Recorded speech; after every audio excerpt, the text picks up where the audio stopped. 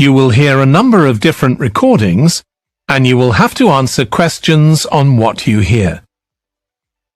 There will be time for you to read the instructions and questions, and you will have a chance to check your work.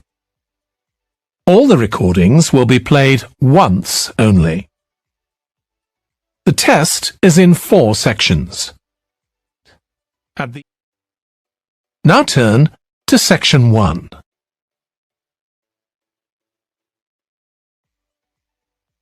Section 1.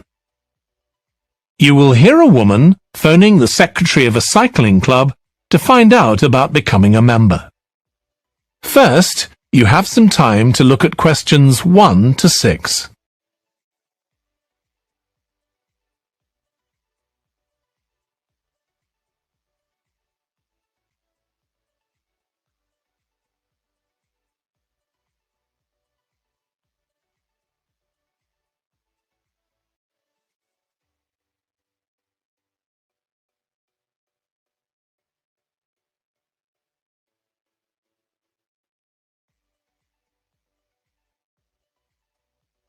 You will see that there is an example that has been done for you. On this occasion only, the conversation relating to this will be played first. Hello, South City Cycling Club. Oh, hi. I want to find out about joining the club. Right, I can help you there. I'm the club secretary and my name's Jim Hunter. Oh, hi, Jim. The club secretary's name is Jim Hunter, so Hunter has been written in the space. Now we shall begin. You should answer the questions as you listen, because you will not hear the recording a second time. Listen carefully and answer questions 1 to 6. Hello, South City Cycling Club. Oh, hi.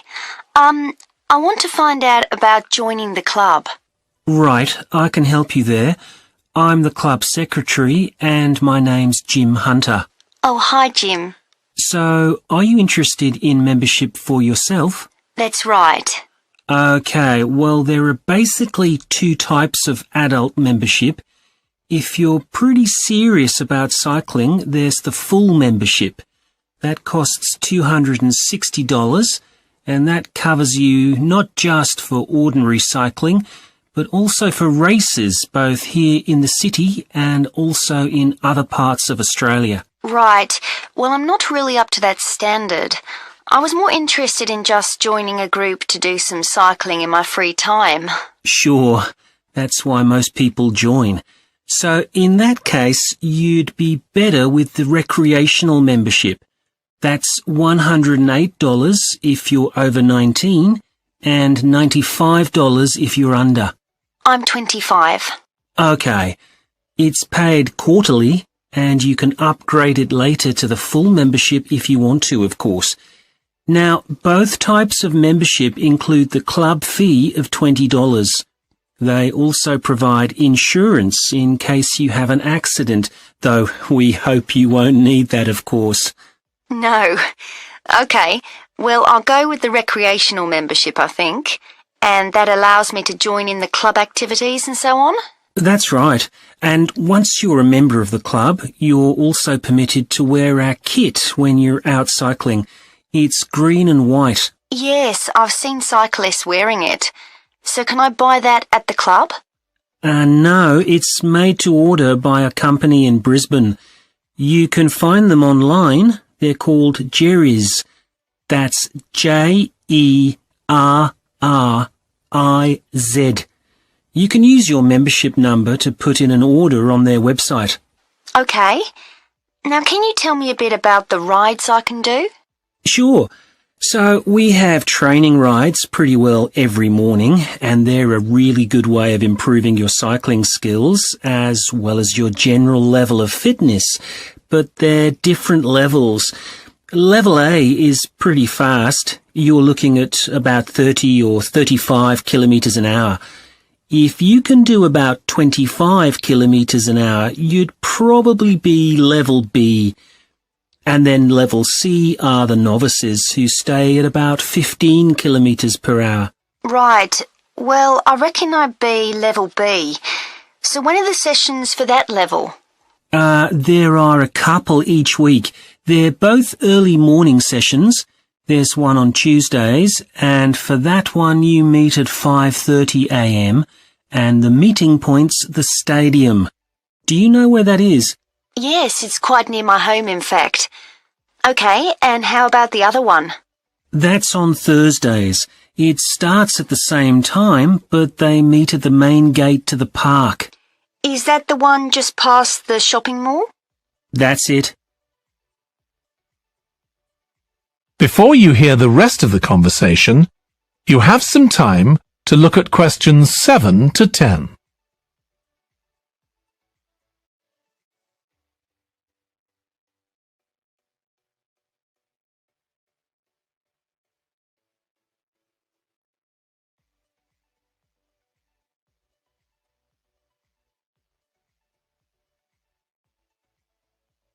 Now listen and answer questions 7 to 10.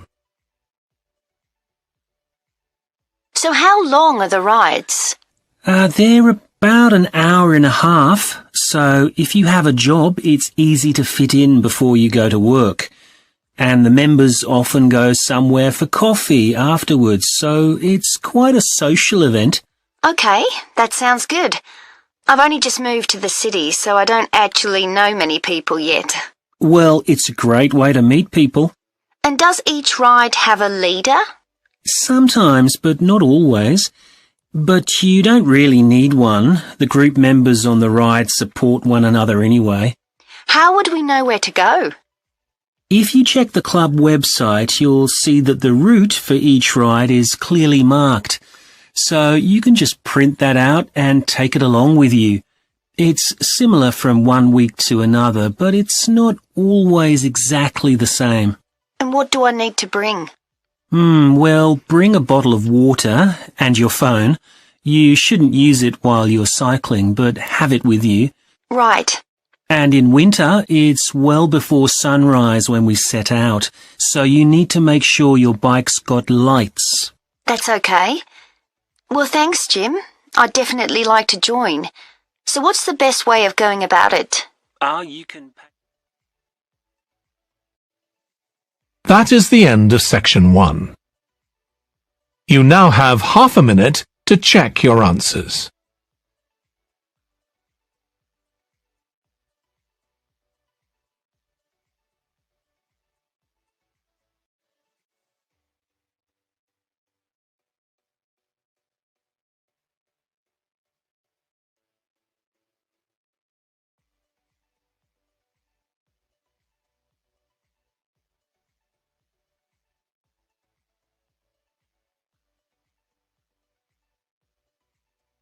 Now turn to section 2.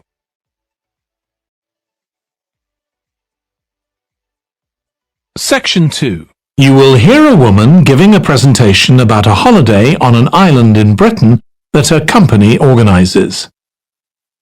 First, you have some time to look at questions 11 to 14.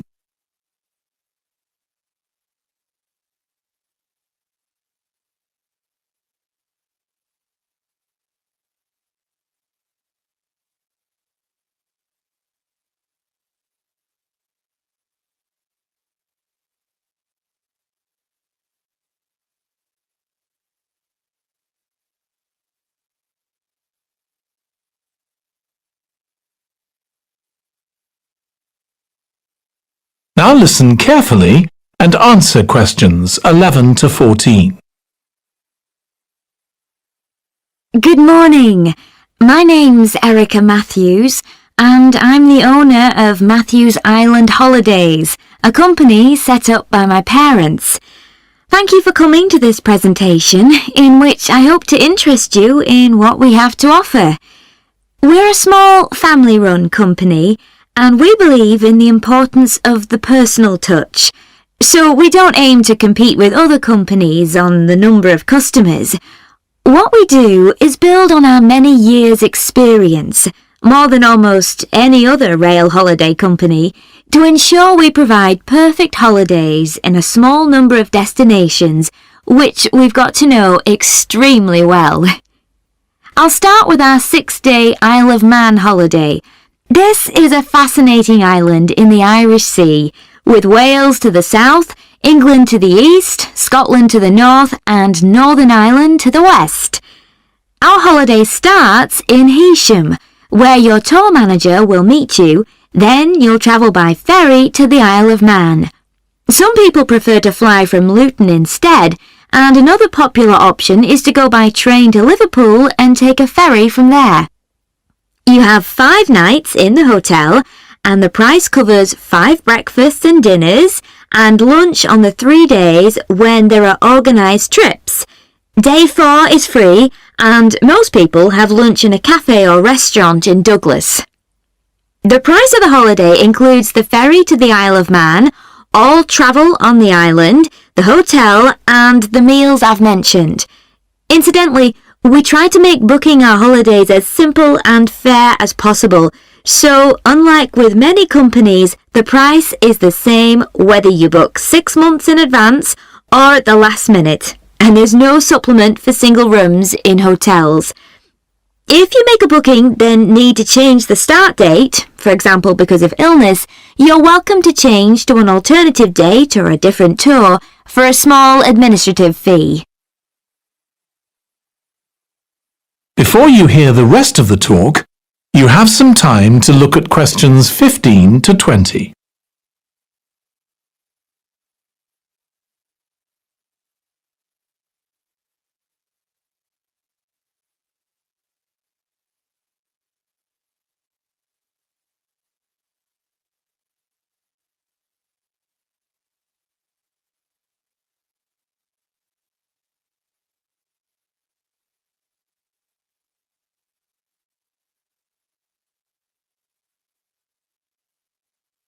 Now listen and answer questions 15 to 20.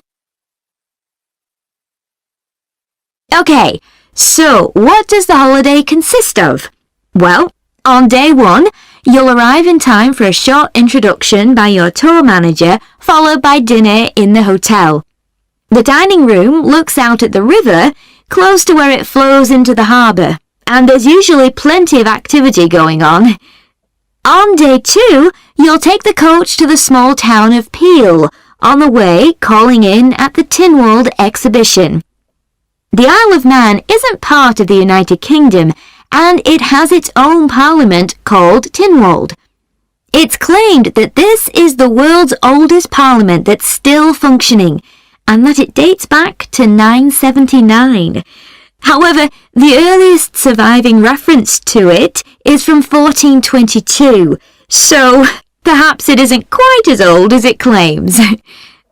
Day 3, we have a trip to the mountain Snaefell.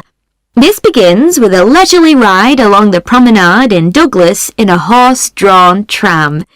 Then you board an electric train which takes you to the fishing village of Laxey. From there, it's an 8-kilometre ride in the Snaefell Mountain Railway to the top. Lunch will be in the cafe, giving you spectacular views of the island. Day 4 is free for you to explore, using the pass which we'll give you. So you won't have to pay for travel on local transport or for entrance to the island's heritage sites. Or you might just want to take it easy in Douglas and perhaps do a little light shopping. The last full day, day 5, is for some people the highlight of the holiday, with a ride on the steam railway from Douglas to Port Erin. After some time to explore, a coach will take you to the headland that overlooks the Calf of Man, a small island just off the coast. From there, you continue to Castletown, which used to be the capital of the Isle of Man and its medieval castle. And on day 6, it's back to the ferry, or the airport if you flew to the island, and time to go home. Now, I'd like to tell you a bit more. That is the end of part 2. You now have 30 seconds to check your answers to part 2.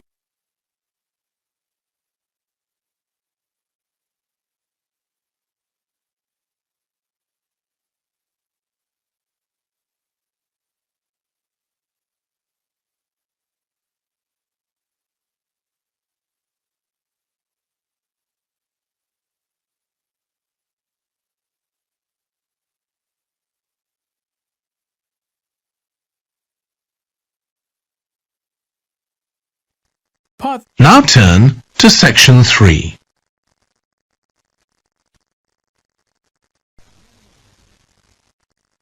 Section 3. You will hear a trainee music teacher called Joe talking to his supervisor about the school marching band that he has been given responsibility for. First, you have some time to look at questions 21 to 26.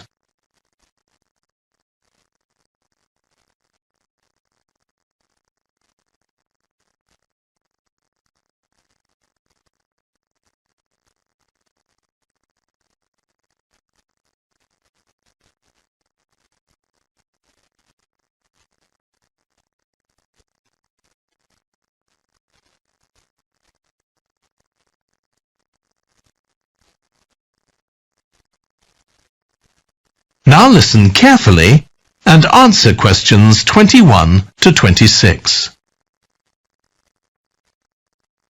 So, how are you getting on with your teaching practice at the high school, Joe?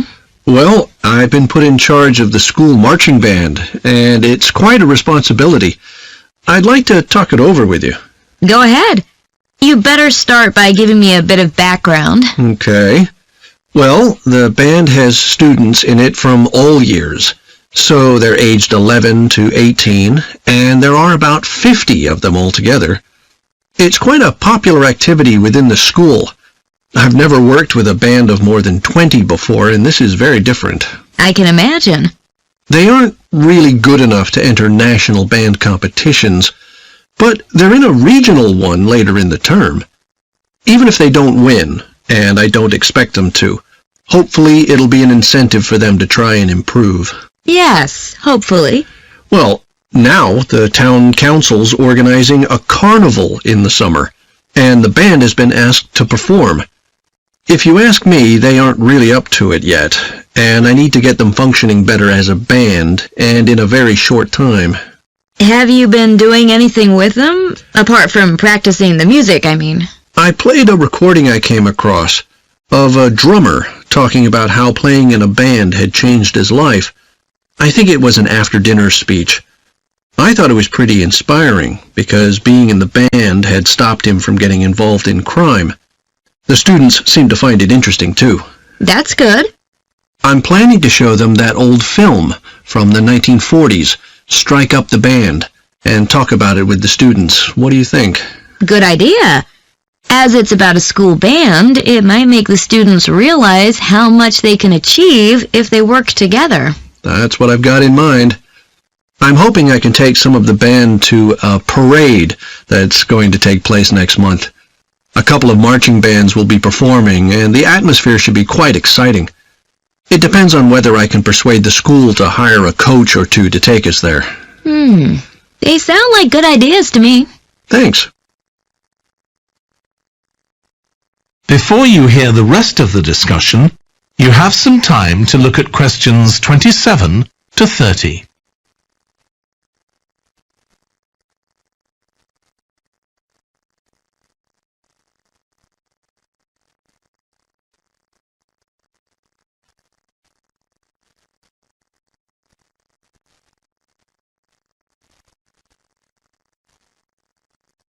Now listen and answer questions 27 to 30.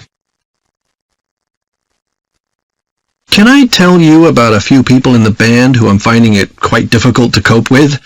I'm sure you'll have some ideas about what I can do. Go ahead. There's a flautist who says she loves playing in the band. We rehearse twice a week after school, but she's hardly ever there. Then she looks for me the next day and gives me a very plausible reason. She says she had to help her mother, or she's been ill, but to be honest, I don't believe her. Oh dear. Any more students with difficulties? Plenty. There's a trumpeter who thinks she's the best musician in the band, though she certainly isn't. She's always saying what she thinks other people should do, which makes my job pretty difficult. She sounds a bit of a nightmare. You can say that again. One of the trombonists has got an impressive sense of rhythm and could be an excellent musician, except that he has breathing difficulties, and he doesn't really have enough breath for the trombone. He'd be much better off playing percussion, for instance, but he refuses to give up, so he ends up only playing half the notes. I suppose you have to admire his determination. Maybe. One of the percussionists isn't too bad, but he never seems to interact with other people, and he always rushes off as soon as the rehearsal ends. I don't know if there are family reasons or what, but it isn't good in a band, where people really need to feel they're part of a group. There are others too, but at least that gives you an idea of what I'm up against. Do you have any thoughts about what I can do, Lizzie? That is the end of section 3. You now have half a minute to check your answers.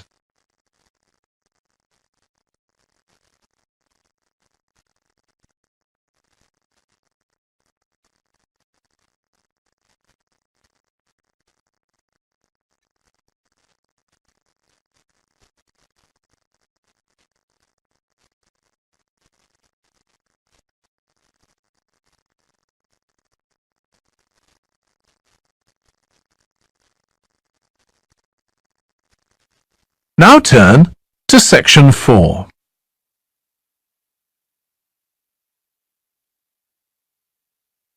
Section 4. You will hear part of a lecture for business students about business values. First, you have some time to look at questions 31 to 40.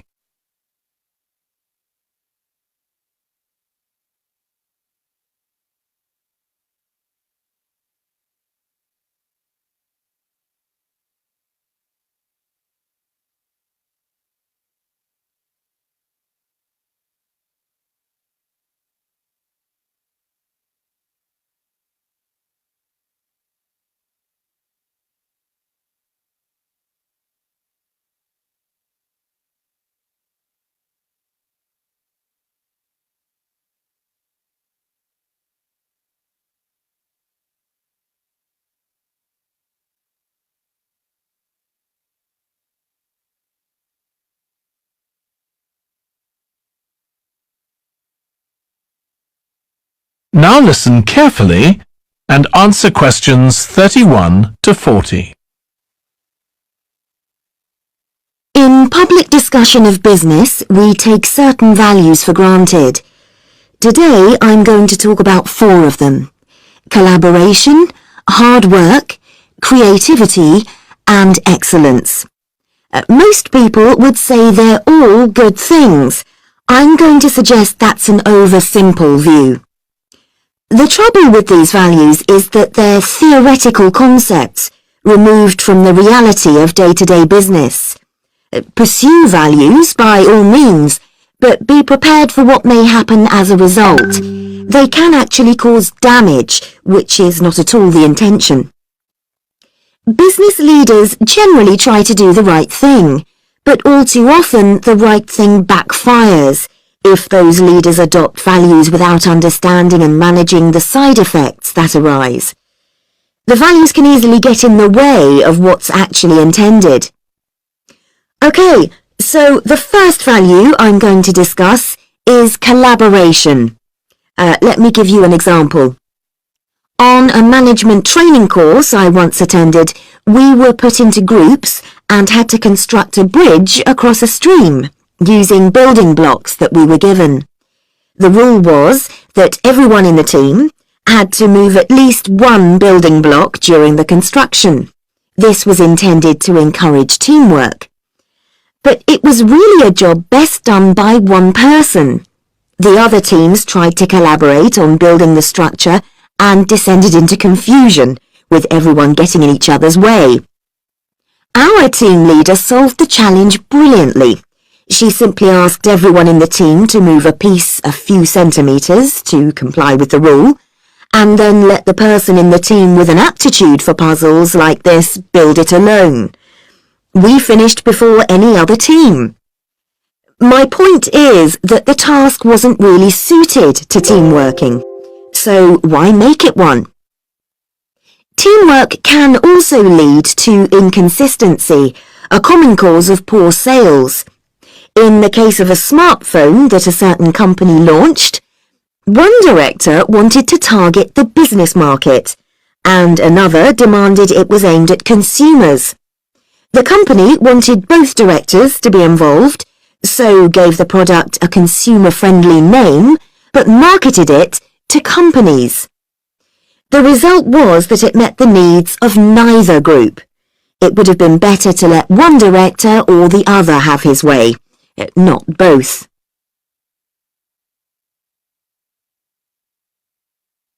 Now, industriousness, or hard work. It's easy to mock people who say they work hard.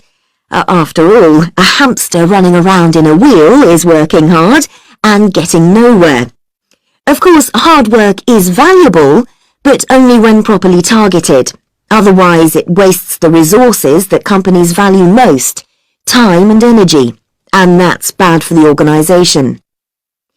There's a management model that groups people according to 4 criteria: clever, hard-working, stupid, and lazy. Here, lazy means having a rational determination not to carry out unnecessary tasks. It doesn't mean trying to avoid work altogether. Most people display 2 of these characteristics, and the most valuable people are those who are both clever and lazy. They possess intellectual clarity, and they don't rush into making decisions. They come up with solutions to save the time and energy spent by the stupid and hard-working group. Instead of throwing more man-hours at a problem, the clever and lazy group looks for a more effective solution. Next, we come to creativity. This often works well. Creating an attention-grabbing TV commercial, for example, might lead to increased sales. But it isn't always a good thing. Some advertising campaigns are remembered for their creativity without having any effect on sales. This happened a few years ago with the launch of a chocolate bar. Subsequent research showed that plenty of consumers remembered the adverts, but had no idea what was being advertised. The trouble is that the creator derives pleasure from coming up with the idea, and wrongly assumes the audience for the campaign will share that feeling. A company that brings out thousands of new products may seem more creative than a company that only has a few, but it may be too creative and make smaller profits.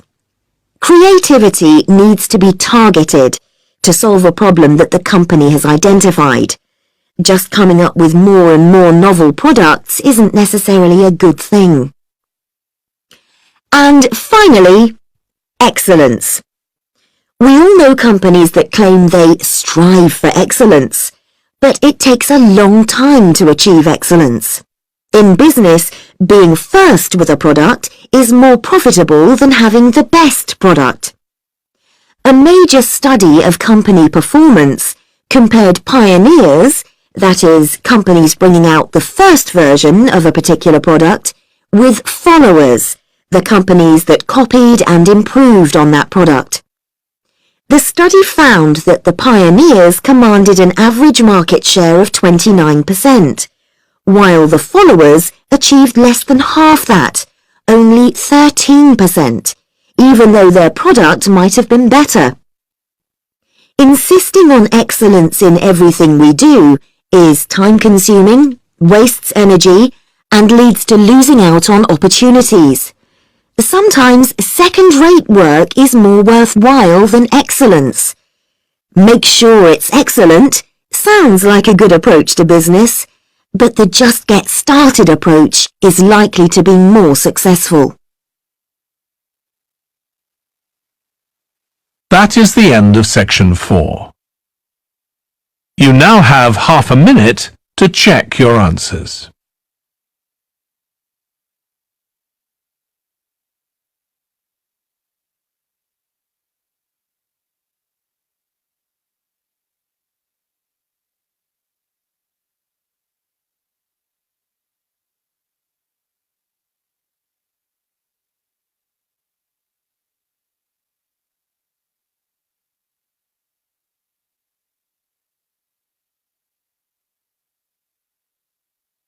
That is the end of the listening test.